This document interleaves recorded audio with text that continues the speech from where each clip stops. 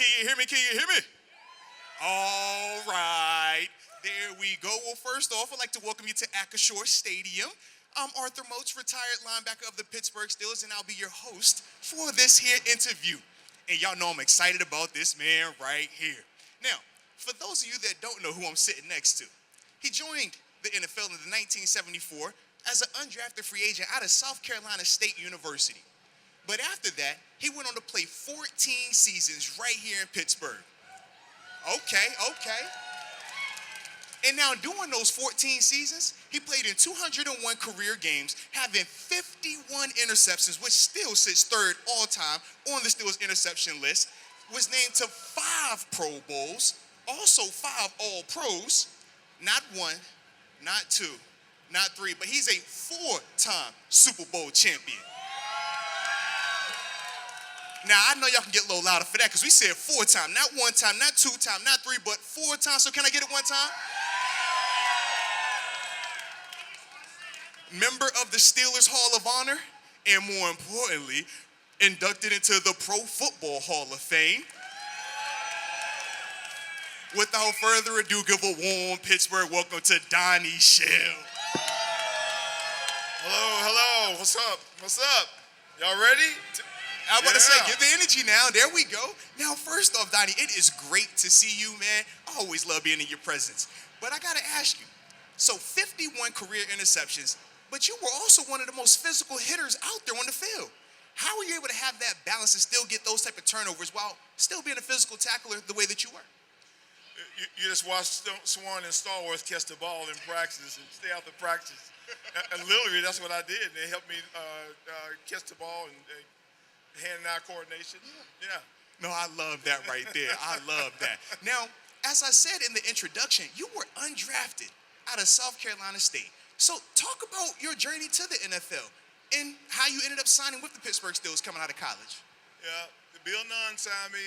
He gave me a call. I was on the field doing my practice teaching. I was going to be a teacher. And he said, well, Don, are you aware that you wasn't drafted? I said, Bill, they had 17. I said, after 17 rounds, yes, I'm fully aware. He said, well, we'd like to sign you as a free agent. So that's how I came to the Steelers. No, I love that.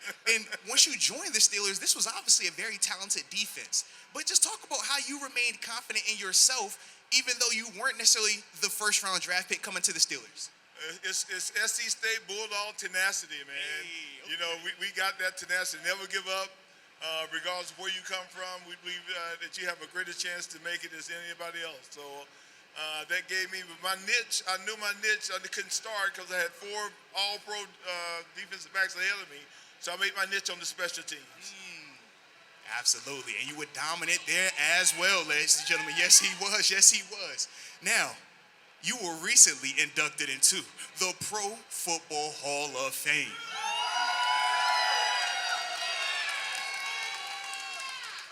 Just talk about what that meant to you, man. It was a great honor, a great feeling. And after a long wait, and I like to say this to people that are waiting on things, be patient. Be patient, because at the end, it's going to work out. It worked out for me in 2020. Absolutely. And trust me, all the Steeler Nation was so happy to see you get that finally recognition, man, that you deserve. Yes, absolutely. I appreciate that. Absolutely. Now, as I said in your introduction as well, you were a 4-time Super Bowl champion. Okay. To make sure y'all still here. But of the 4 that you won, which one was the most memorable and why? The first one, my rookie year, we played the Minnesota Vikings. That was the chief win. We just, everybody, after the game, we came in the locker room and just gave him a game ball and then gave him the trophy, the hard stuff. Yeah. He waited 40 years. Wow. 40 years and you delivered it. Let's go. Now, throughout your 14-year Hall of Fame career, you made a ton of plays. But do you have a most memorable play throughout your career? My hit on Earl Campbell down in Houston, yeah. Okay. Now, you want to talk about it a little bit? It was a memorable hit, but I had a little assistance from Mike Wagner. Mike Wagner came up and tried to hit him, and he spinned on him, so I caught him and caught him good because he had a lot of yardage, so he didn't gain any yards after that. There we go. There we go. And now you did play under legendary coach Chuck Noll as well. Could you just talk about a memorable moment or a favorite lesson that you might have had from him as well? I remember my first 2 years as I was in the league, I went back and started working on my master's degree, and I obtained my master's degree. And and Chuck bent down to me and he said, "Hey, congratulations! I heard that you finished your master's and you're preparing for life after sports." So that was kind of Chuck Noll, and he believed that you're preparing you now and for life after sports. No, I love that, and that's the beauty of Coach Noll as well. All right, so the final one that I'll have, and we will have some time for a couple of fan questions as well. But talk about your welcome to the NFL moment. That moment where you were like, whoa, I'm really here now. This is the big leagues, baby. Well, when you come into camp, you see the likes of Joe Green and Franco Harris.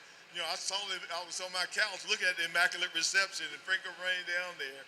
And it's overwhelming, but then when you get into start playing football, it's just football.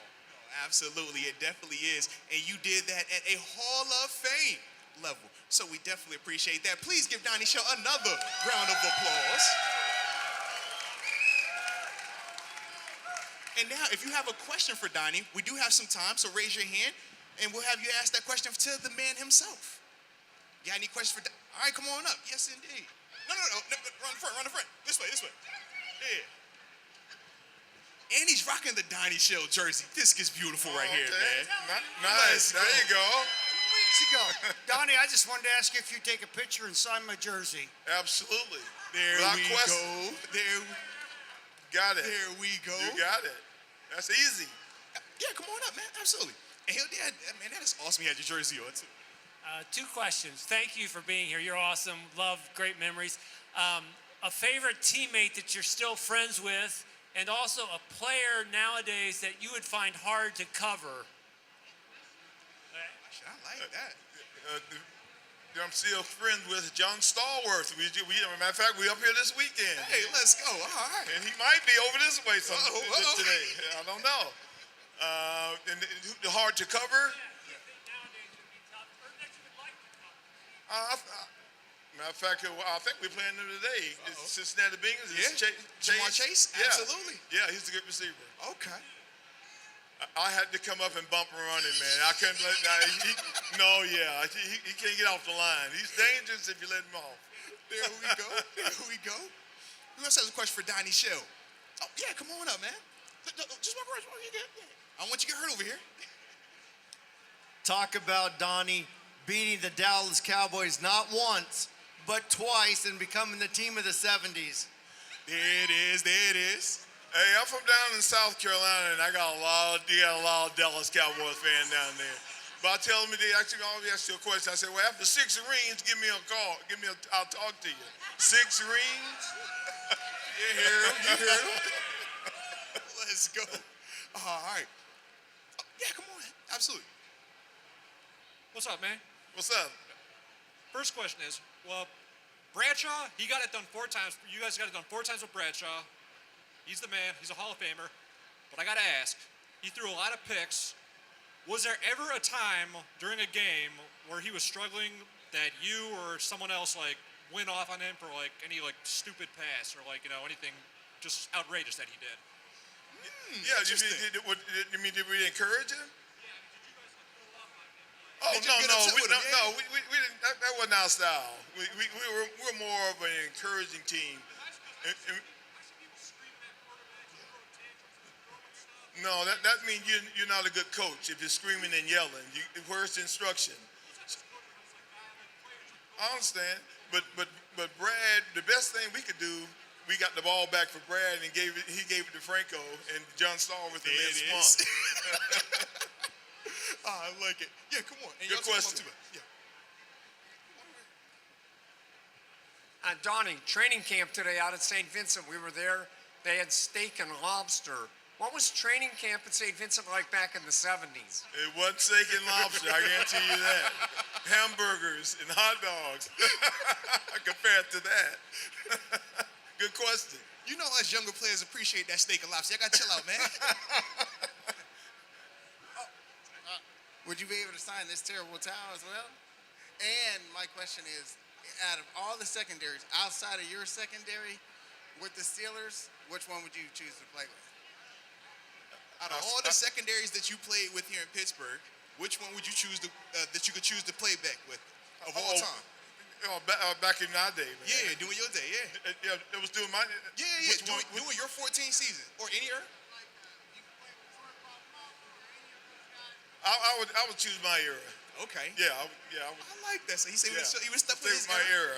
Respect, yes. And we'll do probably 2 more, and then after that, get a couple pictures in here so that way everybody can get some time with us. All right. I just want to say I've been a huge fan. I grew up in Michigan, or I am from Michigan, and I grew up watching you with my dad. You guys are awesome.